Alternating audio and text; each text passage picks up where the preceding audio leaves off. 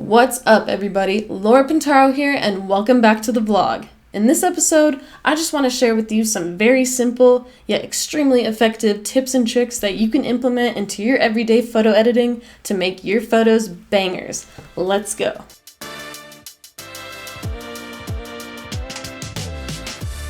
And before we get started, please be sure to like, subscribe, comment, and ring that bell. It really helps me out. And every time you ring the bell, a puppy gets a pat on the head.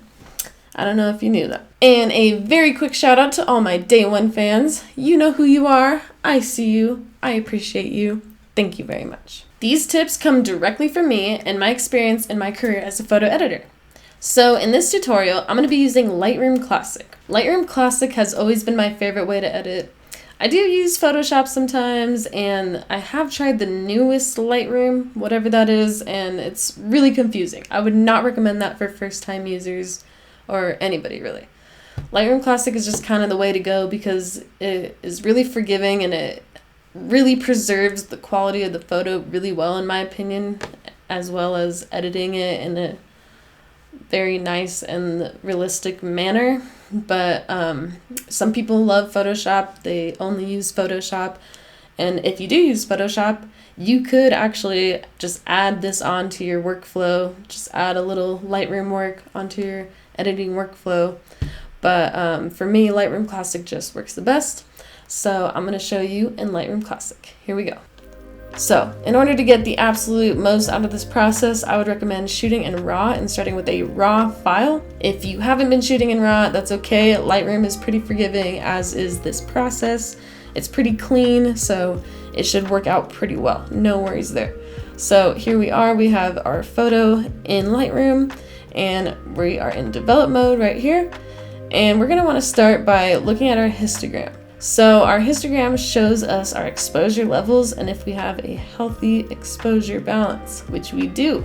And the reason we know that is because we are showing some nice rocky mountains. So an easy way to remember is that rocky mountains is good, flat plains is bad.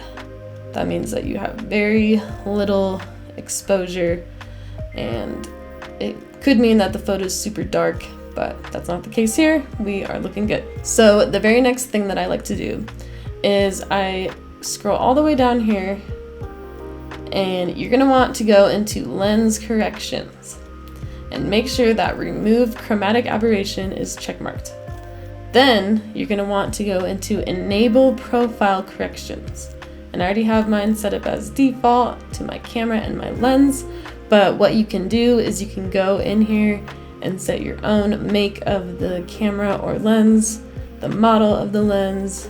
So once you got those selected, you can go down to this profile, and normally there is only one option here, but sometimes there will be more than one. You might just have to research that.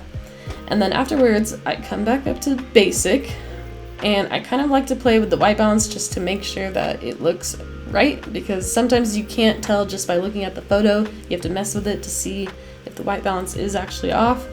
So right now it's as shot, that's just raw as I shot it. We'll go to auto and see what that does. That made it a little cooler than I want. Not really a fan of that. Daylight usually makes it pretty warm.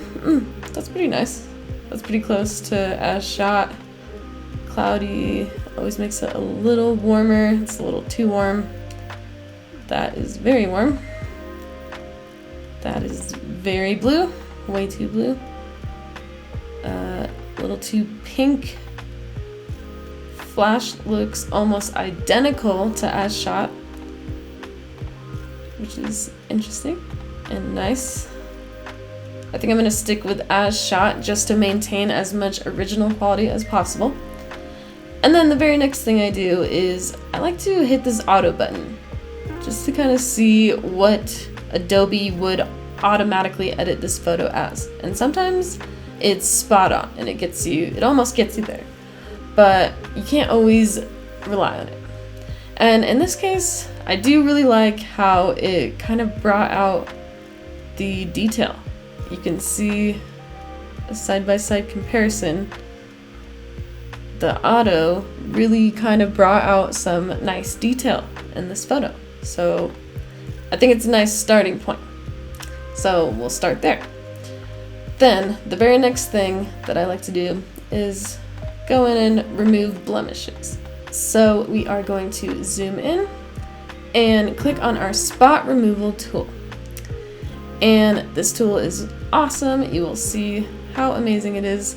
You can adjust the size right here on the side, the feather amount and the opacity, but you would want to keep the opacity at 100% because we are removing blemishes and we want it to look natural. And you can also adjust the size of the brush just by using your mouse wheel. So that's what the pros do. And you just click and it will, as you can see, it will sample a spot right next to it that will make it look flawless, almost flawless. So I kind of go pretty hard on the spot removal if it's a super close-up photo like this, just to make it look nice and airbrushed. But I do like how it is not completely airbrushed. It does look very natural still.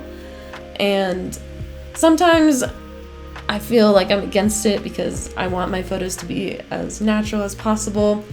But some people really do just appreciate having blemishes removed and their skin just looking nice in photos.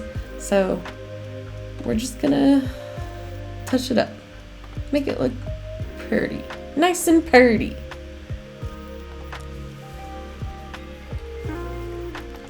So, but yep, as you can see right here, I'm gonna zoom in even more so you can see this.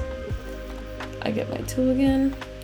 See how it sampled this part, but it looks off because it sampled the wrong part of the eye to make it look natural. So sometimes you have to adjust it yourself. And there we go, look at that. Natural. Natural looking. Oh.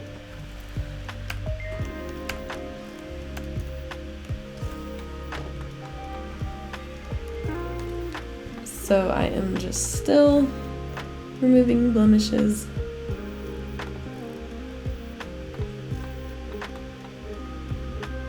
Making it look nice. Removing makeup smudges. And making sure that the sampled area matches somewhat.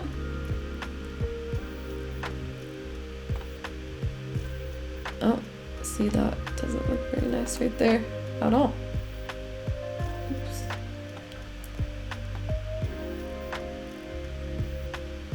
And you just kind of have to make sure that the computer is doing the correct thing. And there we go. That looks pretty good to me.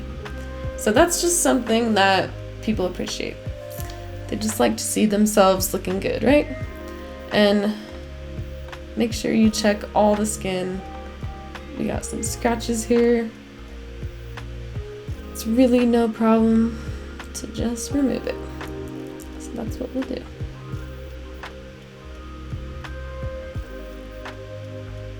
Nice. Great. So we removed our blemishes. And now what we're gonna do is go over here to our adjustment brush. And what this adjustment brush does is it actually is a mask tool. So this is where we really start to make things pop.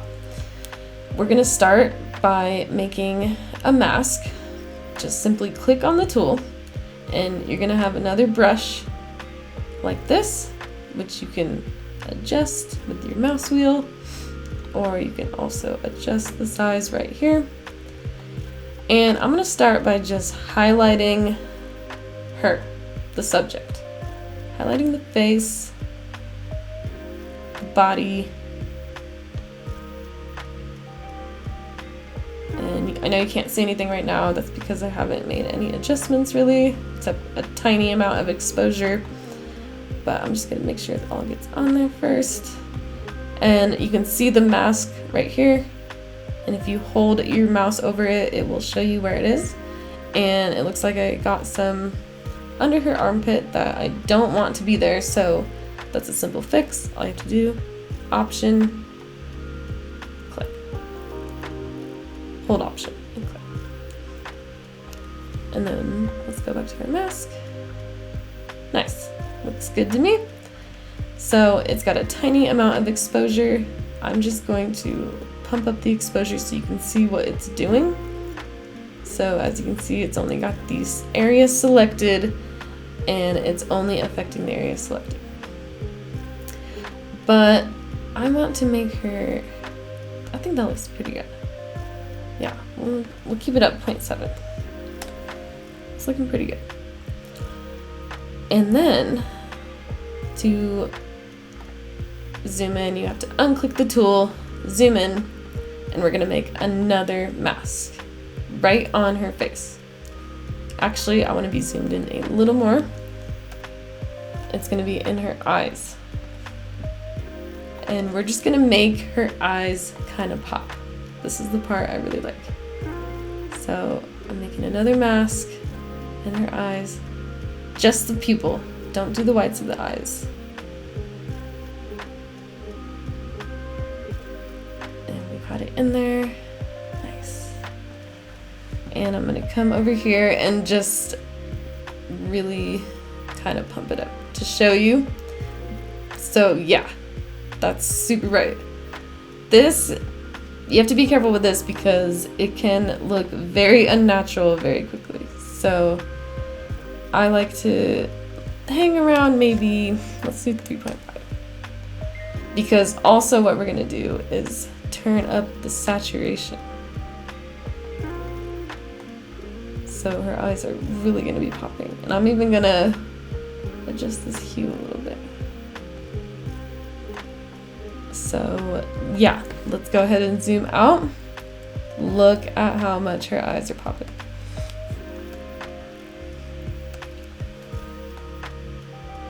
It still looks pretty natural. Might be a little bright, but I like it. I think it looks nice. We'll see how it looks when we get done. So we got two masks on right now, and you can see both masks if we just click our mask tool. Got mask number 1 is right here and number 2 is right here.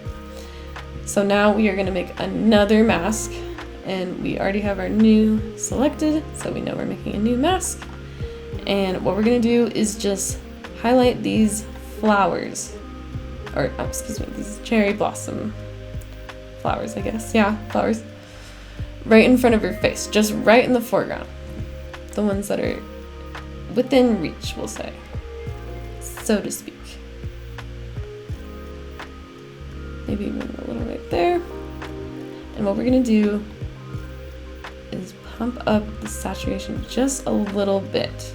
These photos were actually taken just right at the very end of spring and blossoming and all that. So unfortunately, the colors in these cherry blossoms are a little muted, but no worries. We can obviously fix that in post. So we got our cherry blossoms all pumped up, looking nice. And then we're gonna hit new again. And now we're gonna make a mask for the background. Just get as much background as you can. And it's okay if you overlap on the subject a little bit. You actually want that to happen. You'll see. And of course, sometimes you forget like where you even drew, where you even are. You can just hold and say, okay, nice. We are almost there. And make it smaller for the size. Get right up against the subject. We want to be that close.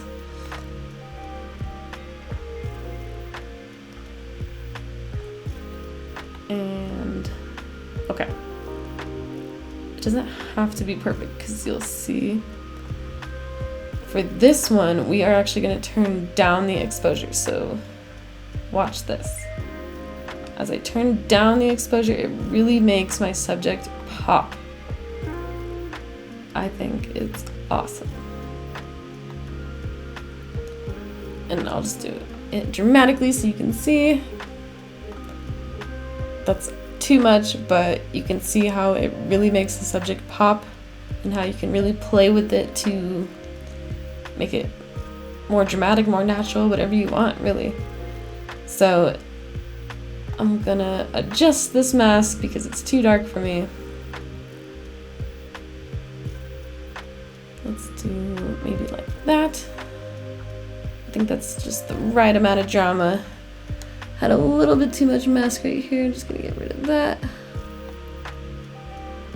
There we go. And wow, look at that. That is poppin'. I think, let's go ahead in here and make her body mask a little more contrasty. Just to really put in those details. Nice. Look at that. Look at that. And of course, while we're editing, we want to be monitoring our histogram the entire time to make sure that we are maintaining these rocky mountains, which we are. Amazing. And as you can see, in just those simple steps, I've really made my subject pop. Let's just do a little side by side. Look at that difference. What do you guys think? We really turned up the colors. The colors were so muted before, and now they're so saturated and beautiful.